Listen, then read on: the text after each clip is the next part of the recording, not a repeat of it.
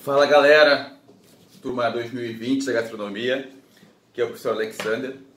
Vamos discutir um pouquinho um texto de história da alimentação, uma disciplina importante, fundamental. E o texto que a gente vai destrinchar hoje, vai discutir ele, vou apresentar um pouquinho os principais aspectos que vocês devem ter percebido ao ler o texto. É um texto desse livro fabuloso, A História da Alimentação, do Flandrin e do Montanari. E nós lemos o capítulo número 1, que se chama As Estratégias Alimentares nos Tempos Pré-Históricos, tá? Então, da Catharine Perlez. O objetivo nosso aqui hoje, então, é trabalhar pontualmente, de forma bem rápida, quais são os principais aspectos desse texto que vocês leram e que a gente vai acabar trabalhando na volta dessa epidemia aí que tem assolado o Brasil e o mundo, né? Dessa pandemia. Então, o texto é dividido em vários subtítulos. Eu vou trabalhar um por um deles para a gente poder compreender como se estabelece a questão da alimentação a partir do que trabalhou a Catharine Perlez na pré-história. Lembrando que a pré-história é o período em que ele aqui vai entender do surgimento do homem, dos seres humanos, enfim, até mais ou menos 4.000 anos antes de Cristo, que é quando surge a escrita. Então, todo esse período aí de mais ou menos 3 milhões e meio de anos, ou agora com alguns estudos mais recentes, até 6 milhões de anos atrás, é o que ela vai discutir de alguma forma, tá? Então, o primeiro subtítulo do texto é Rumo a uma análise química da alimentação pré-histórica. Tá? E nesse momento aqui do texto, ela aponta justamente as limitações que a arqueologia traz ao fazer o levantamento desses vestígios humanos. Lembrando, a arqueologia é essa ciência que trabalha com vestígios humanos. Tá? Quem trabalha com vestígios animais e vegetais é a paleontologia. Então, só para dividir isso, os paleontólogos trabalham lá com os famosos dinossauros, enfim, e a questão toda que envolve a fauna e a flora, e aquilo que diz respeito ao homem, à mulher, aos seres humanos, tem relação com a arqueologia. E ela vai apontar isso, né? Essa dificuldade de fazer essa análise nesses milhares e milhões de anos em função da limitação arqueológica. Porque uma coisa que ela vai apontar já de início é a questão de que a arqueologia trabalha com vestígios deixados pelos seres humanos. E muitos desses vestígios da alimentação, que são os vegetais, que são os orgânicos, acabam se perdendo, o solo acaba absorvendo e eles não ficam vestígios tão evidentes como ficam os vestígios vinculados aos animais, né, às proteínas que foram consumidas. Então, o primeiro ponto que ela apresenta é isso. Uma segunda questão que ela coloca é que nós seres humanos, somos onívoros, né? Ou seja, nos alimentamos de todo que é tipo de coisas, vegetais, animais e inclusive minerais, como o sal. E por sermos onívoros, nós temos uma tendência exagerada a dar uma importância muito forte à questão da carne, das proteínas animais. Então ela vai pontuar isso, que nós, por sermos onívoros, temos uma alimentação muito larga, né, de insumos e de produtos, mas acabamos nos vinculando muito à questão da carne como sendo algo fundamental para a nossa nutrição. E ela vai apontar que sim, a carne tem uma importância relativa, mas ela não é única e ela não é determinante em muitos aspectos. Tá? O segundo ponto que ela trabalha é os primeiros hominídeos, bravos caçadores ou ladrões de carcaça. E aí ela vai apontar essa dicotomia que existe, né?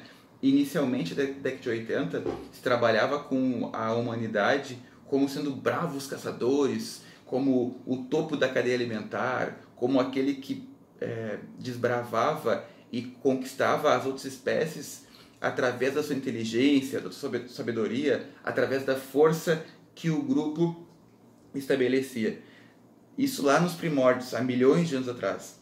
E depois veio uma teoria, a partir dos anos 80, em que nós passamos a ser considerados ladrões de carcaça, né? Carniceiros, que não mais éramos o topo da cadeia alimentar, mas sim aqueles que consumiam os restos desses grandes predadores carnívoros. Então a gente acabou vinculado a isso.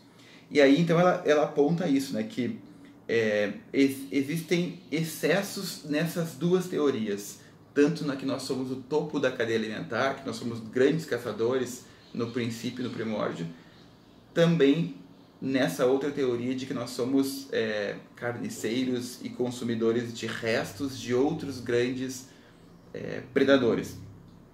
Ela vai dizer que, na verdade, enfim, essa teoria que vai ser questionada aqui de 80, ela acaba perdendo espaço, a teoria de que somos caçadores, e vai ganhar um espaço muito grande a teoria de que nós somos carniceiros e vivemos basicamente dessas carniças, né? Ela tem uma frase que é clássica aqui, que ela vai dizer o seguinte, né, que nesse primeiro momento, na primeira teoria lá de que nós éramos grandes caçadores, é por ter se tornado caçador que o Australopithecus teria se tornado humano. Essa era a grande teoria inicial até a década de 70 ou 80. E depois a gente tem uma inversão nesse processo, e ela vai usar o Lynn Binford, o L. Binford, que é um autor importante, que vai trazer em 81, no livro dele, que nós somos os humanos são ladrões de carniça e vivem dessa forma. E aí, para acabar com essa dicotomia, ela vai trabalhar com esses dois pontos. Então ela vai ter um terceiro tópico chamado para uma reabilitação dos primeiros hominídeos, né? Para uma reabilitação desses hominídeos mais caçadores e não tão carniceiros como foi apontado até nesses últimos estudos da década de 80 até os anos 2000. Ela vai pontuar algumas questões que vão mostrar efetivamente que nós somos caçadores, sim, desde de um princípio, mas ela vai trazer uma questão bem importante, que é o fato de que não há uma exclusão entre ser caçador e ser carniceiro, que há, na verdade, uma complementariedade. Ela até usa exemplos de alguns animais, enfim, vários animais que acabam roubando a caça de outros animais como forma e estratégia de sobrevivência. Então não há um problema em fazer as duas coisas ao mesmo tempo, né? E ela vai fazer estudos, vai apresentar estudos de algumas ossadas que foram encontradas e discutindo que se encontram várias ossadas, ou seja, a gente chama de sítios arqueológicos, em que existem muitos restos e vestígios de animais que foram caçados, e ela aponta isso, que não é tradicional de outros caçadores, de outros animais que são famosos por consumir esses animais, como hienas, leões, enfim, outros, de guardar em sítios a céu aberto. Normalmente eles guardam, ou eles levam para alguns lugares fechados, ou espalham conforme estão as suas vamos chamar assim de famílias, né? Os seus filhotes estão em tal lugar, e tu vai levar partes para o seu filhote e outra parte consumida em tal lugar. Não há um aglomeramento de ossadas de forma expressiva como foram encontrados.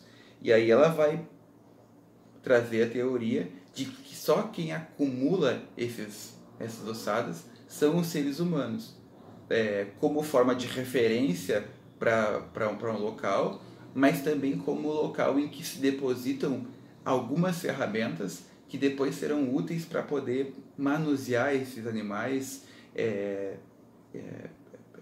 digamos assim, retirar as partes mais importantes, retirar as carnes, retirar a pele, trabalhar tudo isso e poder fazer essa alimentação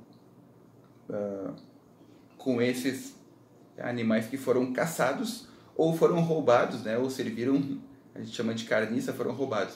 E ela vai mostrar que nesses sítios, grande parte dos vestígios que ficaram são partes nobres da carne.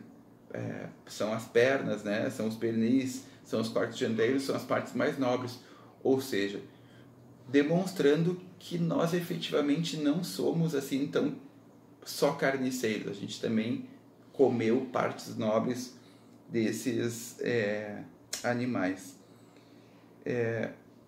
Mas também há uma discussão de que, pelo fato de nós comermos a carne desses animais, nós não nos tornamos carnívoros. Nós, na verdade, complementamos nossa alimentação há milhões de anos atrás com a carne. E ela vai dizer, né, que o aporte de proteína animal consistia apenas um complemento da alimentação essencialmente baseada em vegetais. E como é que se pode comprovar isso? Através do estudo dos desgastes dos dentes. Vocês lembram do documentário em que os dentes de herbívoros eles são mais chatos e servem para poder melhor mastigar e triturar essas folhas? Então esses animais que consumiam essa carne ainda tinham a predominância dos dentes chatos, demonstrando que era necessário ou era fundamental o consumo de vegetais para dar conta da sua alimentação. Então ela vai trazer esse aspecto dessa mistura entre sermos carniceiros com sermos caçadores, e isso se complementa. Não há uma distinção, não há uma dicotomia e não há só a prevalência de um. E mesmo nesse processo, nós continuamos tendo a carne apenas como complemento. O principal acabava sendo ainda a nossa alimentação baseada nos vegetais. Aí ela vem para um quarto ponto, que é o desenvolvimento da caça não especializada, que há mais ou menos 1 milhão de anos, o Homo erectus deu um papel nutricional mais importante à carne. Transformou a carne há 1 milhão de anos atrás em algo mais importante na nossa alimentação. Mas não ainda exclusivo, quer dizer, nunca foi exclusivo, mas não exclusivo. Esses seres humanos continuavam se alimentando da coleta dos frutos e do que era possível encontrar na natureza, e também cada vez mais dando importância à proteína animal, né, à carne. Então, nesse período da caça não especializada, que ela diz que é uma caça em que se busca consumir carnes de qualquer espécie, de qualquer animal, nesse sentido que é não especializada, mas não é uma caça desorganizada, aleatória. Há todo um processo nessa organização e nesse consumo de animais. E o Homo erectus é o ser que, teoricamente, foi o que descobriu ou conseguiu fazer o fogo, né? E passou a utilizar o fogo há mais ou menos 500 mil anos atrás. E aí o uso regular do fogo vai também alterar a nossa alimentação e também os nossos comportamentos sociais. Já falamos disso em outros momentos, né? O fogo ele traz duas vantagens: a vantagem nutricional, que é a cocção dos alimentos, é uma pré-digestão desses alimentos, o que nos facilita na absorção de energia, né? De gorduras, assim por diante. E também nos protege, porque a gente acaba comendo alimentos que têm menos quantidades de seres nocivos à nossa fauna, a nosso intestino, em função de que já foram alguns destruídos na cocção, nesse processo de assar os alimentos. e também na questão social. Já falamos da comensalidade, ou seja, há um nível mais complexo de organização social a partir desse fogo que une as pessoas e que esse fogo faz a mediação em um processo de aproximação, de reconhecimentos de um do outro, do desenvolvimento da linguagem, como forma não só a linguagem oral, mas a forma de se organizar, de se expressar e de trocar informações, e também numa complexificação das relações de divisão social mesmo. Quer dizer, alguns vão ficar responsáveis por cuidar desse alimento, de assar o alimento, outros mais de caçar, enfim, vai ter uma divisão social que vai começar a envolver um processo mais complexo e um processo de organização dos grupos, né? Os grupos vão ficar mais organizados e mais no sentido de divisão de tarefas mesmo entre eles. Depois ela vai trabalhar com um quinto ponto, né? Que é o Paleolítico Superior e a generalização das grandes caçadas especializadas. O que é o Paleolítico Superior? É quase na nossa era, agora pensando nos tempos históricos, de 40 a 10 mil anos atrás, já somos Homo sapiens sapiens, a gente tem ainda esse cruzamento com o Neandertal, enfim, que vive na Europa, mas basicamente somos já os seres humanos que nos configuramos agora com quase todas as características físicas e estamos desenvolvendo algumas características sociais e culturais cada vez mais fortes, né? Nesse período entre 40 e 10 mil anos atrás, conhecido como Paleolítico Superior, vão existir subsistemas baseados na exploração de animais de uma única espécie. Então, boa parte de grandes grupos humanos vivem explorando quase que algumas espécies específicas de proteína animal, de animais grandes, como bisão, como cavalos selvagens, enfim, o mais famoso que vocês viram no filme Era do Gelo, que são os mamutes, enfim, são grandes animais que dão uma quantidade gigantesca de carne e são capazes de alimentar uma quantidade maior de pessoas. Mas também, para serem caçados, não podem ser caçados de forma individual e em pequenos grupos. Isso envolve, então, uma organização socioeconômica e técnica muito maior, ou seja, tem que ter armas específicas para poder fazer essas caças. Eu tenho que estabelecer estratégias para poder caçar esse animal e combinar com cada um qual é a função de cada um deles. O interessante é que nesse período se observa uma união de várias famílias ou de várias tribos num certo momento para poder caçar esses animais e a participação de todo mundo, né, desde crianças um pouco maiores a mulheres junto com os homens, ou seja, não há essa ideia de que só os homens caçam e as mulheres ficam em casa. Não, há uma união de forças para dar conta desse processo. E há toda uma questão de pensamento, uma questão importante do imaginar como vai ser a caça. Para dar um exemplo, uma caça famosa, eles levam os animais para um lugar específico em que eles derrubam eles num penhasco, num desfiladeiro. Então eles têm que conseguir imaginar e elaborar uma estratégia para levar esses animais até lá, e esses animais vão cair, e ao cair eles vão ser abatidos com mais facilidade, porque vão quebrar patas, enfim, vão morrer na queda mesmo, ou alguns vão ficar muito feridos e serão mais fáceis de serem abatidos. Então, isso também denota uma organização técnica prévia, ou seja, uma elaboração anterior, e isso é algo muito, muito do ser humano mais evoluído, do Homo sapiens, quer dizer, prever o que vai acontecer nesse processo, né? E tem uma outra questão que envolve a alimentação diretamente. Ao caçar animais gigantescos ou manadas, grande quantidade de animais, eu consigo garantir alimentação para uma grande quantidade de pessoas. Mas eu também tenho que guardar esse material que eu acabei caçando, guardar essa carne, essa proteína, esses ossos, essa pele, esses pelos, enfim, para utilização futura, porque eu não consigo caçar o tempo todo dessa forma.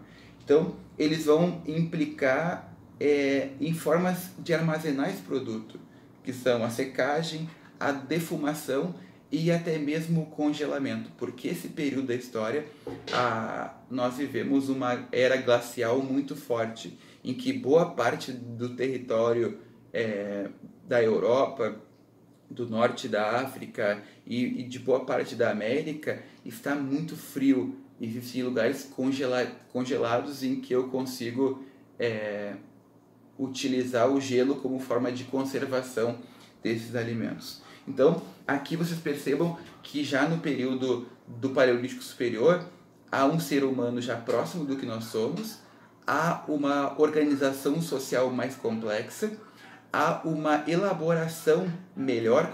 Quando eu falo em pensar e planejar o que fazer, eu falo em linguagem, eu falo em organização, eu falo em divisão de tarefas e em cada um saber o que fazer no momento certo, ou seja, tem que estar muito bem combinado esse processo, porque um erro pode levar a perderem uma manada de bisão, enfim, uma grande quantidade de animais.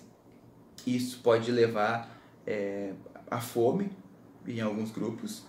E também eu faço uma reunião de vários grupos diferentes que vivem isolados ou vivem em tribos e que acabam se encontrando para fazer essa caça. E isso tudo demonstra uma evolução, né? Uma adaptação tecnológica, uma adaptação cultural a um novo modo de organização social que eles estabelecem. Depois disso, ela trabalha com um sexto item chamado o Mesolítico Europeu, uma alimentação extremamente diversificada. O que é o Mesolítico, né? É esse período entre o Paleolítico e o início do Neolítico. Lembrando que o Neolítico é a invenção da agricultura, a domesticação dos animais e das plantas. Então, o Mesolítico é esse período em que vai haver essa transição entre caçadores, coletores, para basicamente agricultores e criadores de animais, né? Ela vai apontar uma coisa importante, que há uma mudança no mundo em que há um descongelamento dessas geleiras e há uma mudança na fauna e na flora, ou seja, as florestas vão voltar a ficarem um pouco maiores. Esses animais que viviam em savana com grande pasto não vão ter mais essa quantidade de pasto e vão acabar aos poucos reduzindo a sua quantidade ou se estabelecendo em locais mais específicos, não em toda a Europa e na Ásia. E também há uma diversificação, há uma proliferação de menores animais, de seres menores que vão estar nessa natureza diferenciada, não tão congelada como era antes. Então, vai haver uma alimentação diferenciada, uma alimentação variada, uma alimentação em grande quantidade de diversidade. Mas isso não significa em abundância, ou seja, é um período crítico para o ser humano, porque ele acaba tendo menos quantidade de alimentação, ou seja, menos abundância, ele não tem grandes animais que ele pode matar e dar conta da sua alimentação, mas há uma diversificação e esse ser humano passa a explorar essa quantidade maior de alimentos, não só na questão da caça, mas também na coleta e também digamos assim, na fauna e na flora de forma mais desesperada, digamos assim, quer dizer, não tem quantidade, tem que comer o que tem pela frente. Então eles vão comer uma grande quantidade de animais e de vegetais buscando saciar a sua fome. Tá? E tudo isso em função desse derretimento das geleiras, dessa mudança climática que vem acontecendo. E aí eu tenho um sétimo ponto, que é a agricultura e a criação de animais. Libertação ou novos problemas? A pergunta é essa. A agricultura, a criação de animais, ela nos liberta ou ela cria novos problemas? Então, esse período que a gente chama de agricultura é a Revolução Neolítica, né, que de alguma forma vai lançar as bases para a nossa alimentação hoje. Como assim? A partir da domesticação desses grãos, basicamente do trigo e do centeio, nós passamos a dar a estrutura do que nós nos alimentamos hoje. Nós nos alimentamos basicamente de cereais. Hoje, o trigo, né, que dá conta da farinha, dá conta do pão, dá conta das massas, enfim, que gerenciam nossas vidas. E depois a gente vai ter o arroz e assim por diante. Mas isso começa nesse período, na domesticação desse ser humano, desse tipo de produto vegetal, e na criação, ou seja, na domesticação dos animais como carneiros, cabras, bois e porcos, que basicamente são o que nós comemos hoje como fundamental nas nossas proteínas animais. Aqui poderia depois, com mais tempo, vem a questão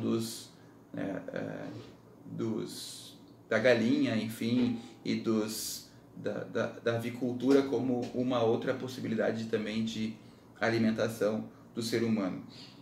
E é interessante perceber que ela pontua que nesse momento há efeitos negativos à saúde dos seres humanos em função da predominância dos cereais, ou seja, a predominância dos cereais nos trouxe piora a nossa nutrição em relação ao período anterior do Mesolítico, mas nos trouxe melhoras em termos culturais na nossa organização social, porque a gente vai ter alimentos em abundância, a gente vai poder estocar esses alimentos e vai ter garantia de que não precisa passar fome, em grande parte dos nossos períodos históricos, até vai existir, mas de grande forma a gente não passa fome, porque tem estocado esses cereais, mas ao mesmo tempo a gente tem uma soma da dependência e da não diversificação alimentar ao comer basicamente os mesmos alimentos. A gente também passa a ser sedentário, ou seja, a não trabalhar mais com o corpo e a não caminhar, correr e fazer atividade física, que é tão importante para o nosso equilíbrio enquanto animais. E também uma coisa que está em voga hoje, a nossa formação de agrupamentos, ou seja, nós nos organizamos em grandes grupos mesmo, criando inclusive grandes civilizações de milhares de pessoas, e com isso a gente ficou mais propício ao quê? A propagação de epidemias. O coronavírus está aí hoje, a gente está em casa em função disso, e isso vai se dar de forma um pouco mais efetiva no momento em que nós nos organizamos em grandes grupos. Nós estamos mais suscetíveis a entrarmos em extinção ou a termos mais problemas em função problemas de saúde em função desse tipo de alimentação que está baseado a partir da Revolução Neolítica, a partir da domesticação dos cereais e, digamos assim, de uma dependência de cereais. Nós passamos a comer basicamente um tipo de cereal, um tipo de alimentação, e isso nos causa problemas. Nós falamos num videozinho lá, problemas como a diabetes, como o desenvolvimento de dependências físicas mesmo e químicas, de açúcares e assim por diante, né? E também é nesse período que nós vamos ter dar uma grande importância ao que nós chamamos do cozido. Ela vai chamar de cozido. Nós não vivemos basicamente do cozido nesse momento, mas ele acaba sendo introduzido e ele passa a ser importante nesse processo de evolução da alimentação e da nossa história enquanto seres humanos. E, por fim, ela traz um 8º ponto, que é a agricultura, que é o simbólico na origem da cozinha. Mas antes de entrar nesse ponto, só reforçar que quando a gente fala em Neolítico, vocês vão lembrar lá da Mesopotâmia, do Rio Tigre e Rio Eufrates, do Egito Antigo, daquela região toda da Líbia ali. Ou seja, esse Oriente Próximo e o Oriente Médio, onde hoje é o Irã, o Iraque, foi os primeiros lugares em que nós tivemos as primeiras civilizações mais organizadas, as primeiras grandes aldeias que viraram vilas e depois cidades. E foi ali também que nós desenvolvemos o pão, né, o fazer o pão, o moer o trigo e trabalhar o trigo ou centeio, a trabalhar a questão depois também da fermentação, né, do fermento, para poder transformar esse pão em algo mais nutritivo e mais palatável à nossa alimentação. E também é ali que nós desenvolvemos algo que vocês gostam muito, eu sei disso, e que também gosto, que é a cerveja.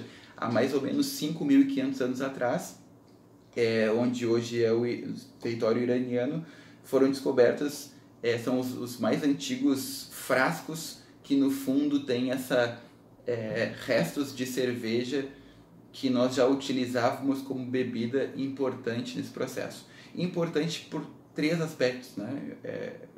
Importante porque ao nos organizarmos em sociedade a gente passa a sujar e a poluir um pouco mais nossas águas, então beber água fica um pouco mais complexo e perigoso, e o beber a cerveja, por fazer o processo todo, a gente acaba extinguindo alguns seres que não fazem bem a nosso corpo. Então beber cerveja às vezes é mais seguro do que beber água, naquele período, não hoje, né? Também porque essa cerveja ela tem uma grande quantidade de cereais, ela é uma cerveja densa, uma cerveja mais pastosa, em que dá também uma sustância ao corpo, da sustentação. Ela também é considerado um alimento quase sólido nesse processo. E a questão toda festiva, a questão simbólica que a gente vai entrar agora, que é o que a cerveja nos causa. A cerveja está vinculada normalmente a questão da religiosidade, a questão do simbolismo, a questão da bebedeira e do que causa na nossa consciência, e ela de alguma forma nos transita do fato de só alimentarmos, mas também da alimentação como algo que deve ser visto como algo simbólico, algo de prazer, algo de luxúria, algo que envolve também a gente poder fazer algo